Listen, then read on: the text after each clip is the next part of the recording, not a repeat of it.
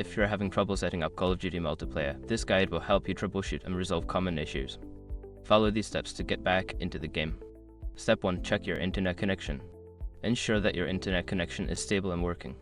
You can do this by testing your connection on other devices or running a speed test.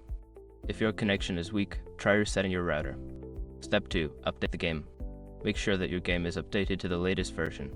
Check for updates in the game launcher or platform you are using like Steam, Battle.net, etc. Download and install any available updates. Step 3. Verify game files. If you're experiencing issues, it may help to verify the integrity of your game files. Most game launchers have an option to check and repair files. This will fix any corrupted or missing files that could be causing problems.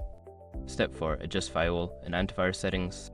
Sometimes, firewalls or antivirus software can block the game from connecting to the internet.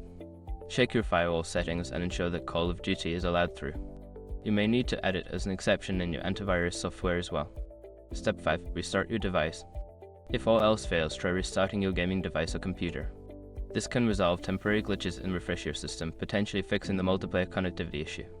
By following these steps, you should be able to resolve the multiplayer issues and enjoy playing Call of Duty. If problems persist, consider reaching out to the game support team for further assistance.